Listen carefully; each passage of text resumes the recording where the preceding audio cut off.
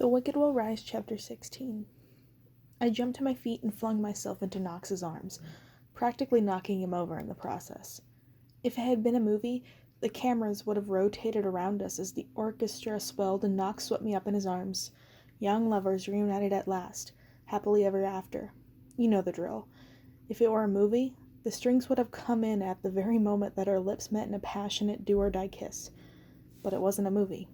Instead, we held each other for a few seconds before awkwardly breaking apart and standing there, not quite looking at each other.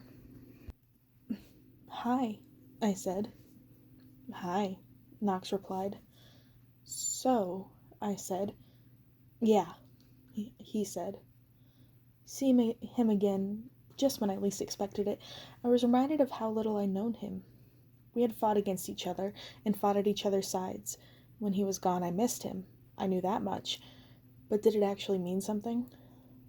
"So," Knox said, "I guess we have a lot to talk about." "I guess so," I mumbled. "So where do we start?"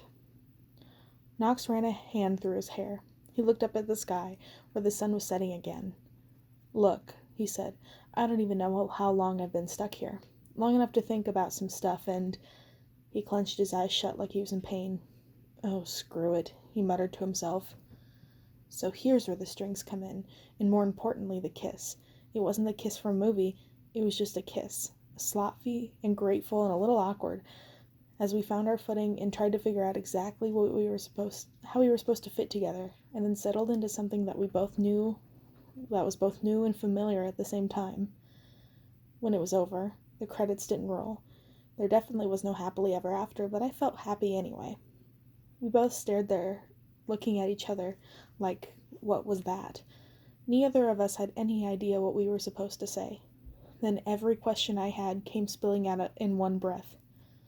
"How did you get here?" I asked. "Do you know where Glamora is? Are you okay? Did you take that stupid boat too?"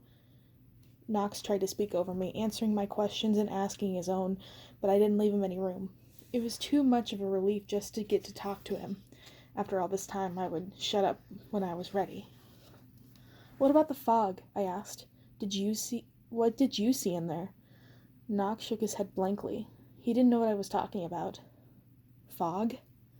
You didn't come through the fog of doubt?" I asked. "To get here, I mean."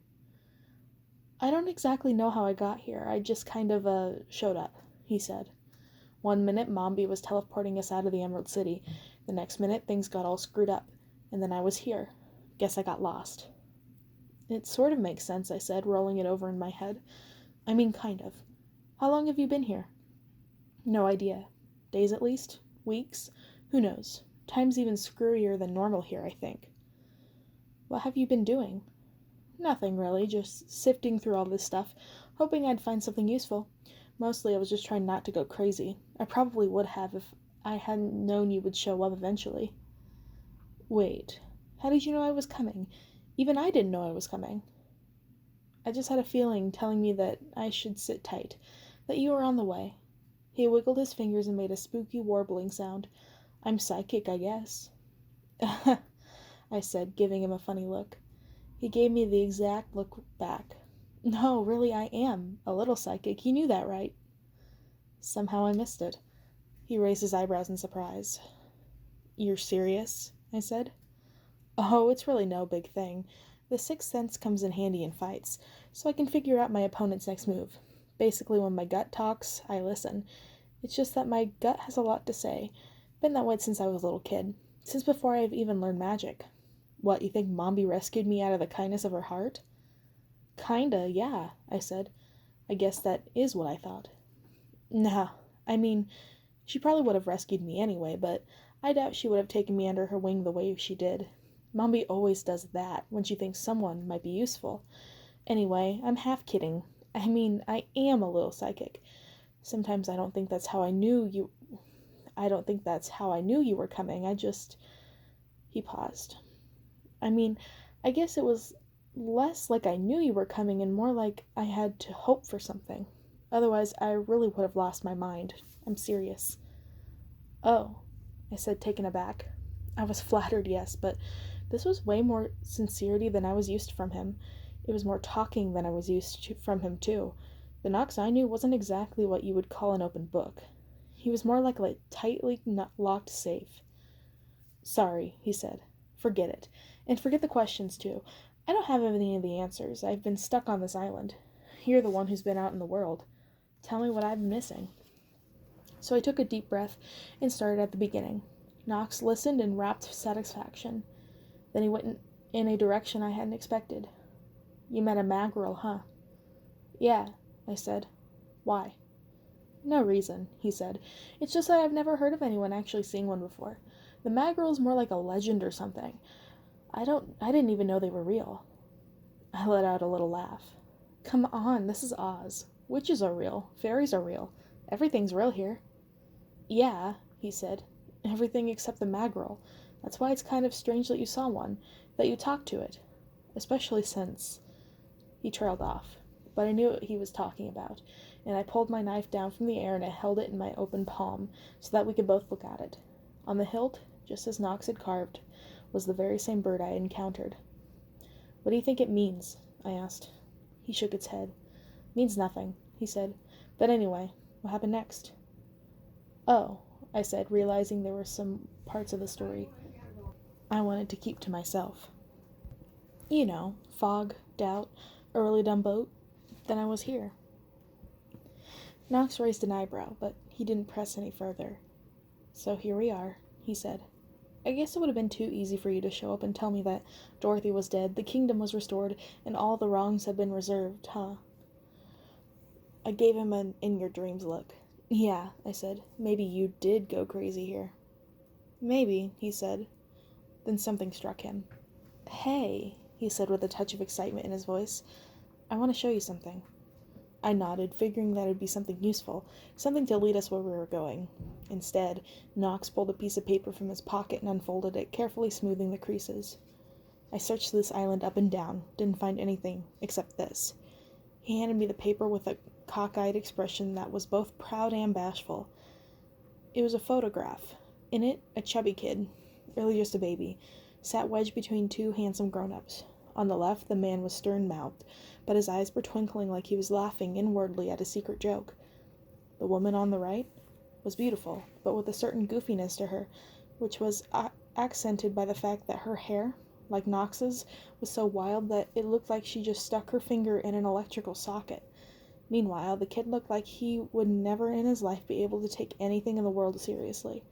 His face was all scrunched up like he couldn't stop laughing long enough for the shutter to snap. If it weren't for the full head of hair so black that it was almost purple, I would have never guessed. It's you, I said. Knox nodded, blushing furiously. I didn't think I've ever seen Knox blush before. It was basically adorable. Are those your parents? Yeah, he said. I don't really remember what they looked like until I found it. It must have gotten lost when our village was ransacked. I looked at the picture again, this time trying to imagine another life for Knox. In the picture, he was just a little kid who couldn't stop laughing, who had two parents who loved him and all the opportunity in the world to look forward to. It broke my heart a little bit to see him like this, knowing what was in store for him, knowing how the picture would have been different if it would have been taken just a few years later. I wondered who he would have become if Dorothy had never came back to Oz. If his parents hadn't been murdered when Dorothy's soldiers had raided his village. If he hadn't had to be rescued by Mombi and raised to fight. If he'd been able to make his own choices about what he wanted for his life, rather than having them all made for himself. Things should have been different for you, I said quietly. I wasn't sure how he would have known what I meant, but he did. We're the same like that, he said. Aren't we? I had never thought of it that way, but I realized that he was right, sort of. I hadn't grown up in Oz, or had my life ripped apart by a monster like Dorothy Gale, but it's not like things had gone the way they could have been for me. Once upon a time, my mother, my father, and I all lived together in a house that was full of sunlight. On Sunday mornings, I would wake up with the smell of pancakes and bacon and the country station tuned up loud to George and Tammy singing a duet. And even when things hadn't been completely perfect, it had always felt a little bit like the world was just waiting for me to step out into it. That was before my dad lost his job. before he left, before we lost the house. It was before my mom's accident and the drugs that took her away too, before the tornado that brought me to Oz, whether I wanted it to or not. If those things hadn't happened, would I have grown up into someone happier and easier with a smile, someone who could have just laughed things off, someone prettier, more popular, someone who didn't always feel a little uncomfortable in my own skin? Would I still had this angry thing always coiled up inside of me like a rattlesnake itching to strike? I looked at Knox. Sometimes I wish things had been easier for me, I said. But in the weirdest way, I'm kind of glad for it too, because I don't think I would have wanted to be anything else. I know, he said. Same. We didn't have to say anything else. He put a hand in mine and let it rest there for a while. In its own way, I realized the island was beautiful, like us. It was messed up to think it, but it felt like everything, for now at least, was perfect. Do you think Glamora's somewhere on this island too? I wondered aloud. Not likely, Knox said. I pretty much covered the whole place. There's no one here.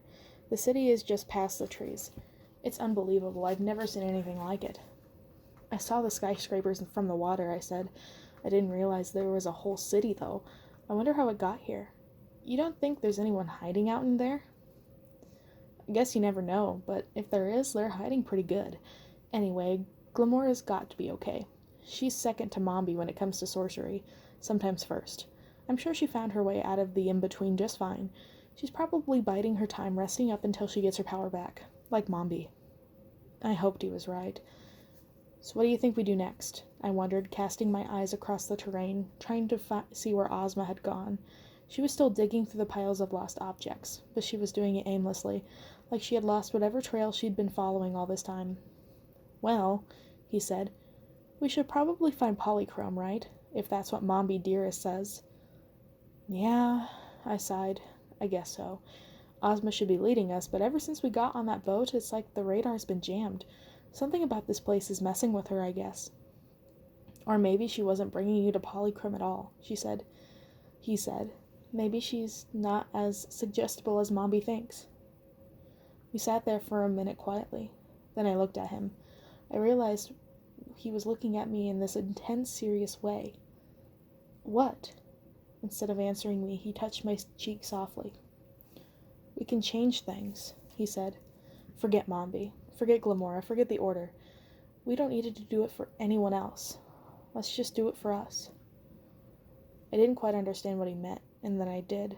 He meant that we had both been through some terrible shit, but that the credits weren't rolling yet. There was still time for us to write ourselves a happy ending. He leaned toward me, and I leaned in to meet him halfway. This kiss was different than the first one. It was slower and longer, and still awkward, but in a different way. It was a kiss that felt right. If I hadn't felt a persistent tugging at my sleeve, we probably could have kept going at it for another hour, but the tugging didn't stop, and I broke away to see what was up. It was Ozma. Come on, I groaned. She was pointing to the line of trees, drawing my attention to a rustling in the leaves as another figure stepped into view. I thought you said there was no one else here, I said to Knox. There wasn't. Must be a new arrival? You ready? I guess, I said. When am I not? Ready or not wasn't the point. I was always ready. But now this time, and especially after a kiss like that, I was nervous. I had finally been reunited with Knox, and I didn't think I could handle losing him again. Luckily, the stranger looked friendly as he shambled toward us. Or, if not exactly friendly, then at least he wouldn't be much of a treat unless you run into his elbow in a mosh pit. Hey, he shouted, looking utterly unconcerned when he spotted us. You guys come here often? He was wiry but muscular at the same time, and he was wearing a pair of faded black skinny jeans with a loose tunic-like tank top that revealed his rail-thin physique. The best way to describe him was pretty. He wasn't just cute or handsome or sexy, although, if you thought about it, he was all of those things too. Mostly, though, he was just pretty, with sharp, high cheekbones, pale, deep-set eyes, and a halo of perfect, unkempt white blonde ringlets framing a chiseled, angular face. He had pillowy, apple-red lips that made me think of one of Madison Pendleton's prized Madame Alexander dolls. Like the dolls, this guy looked like he belonged in a glass case. Well, well, well, he said when he'd had the chance to really check us out. I see you've got a princess on your hands. He bowed towards Ozma. I was a little surprised he knew her, but then again, she was the rightful whatever. Who are you guys? Is this like some kind of diplomatic mission? Who wants to know? Nox said, eyeing the guy with suspicion. I do. That's why I asked, you know. I've been here for weeks, Nox said. The whole island's been totally empty. Want to tell us how you got here? If the guy noticed how hostile Nox was being, he didn't much care. Same as you, I figure, he said affably. I got lost, but I'm always lost pretty much. Actually, I kind of like being lost. When you're lost, you don't have to be responsible for anything. I'm bright, by the way.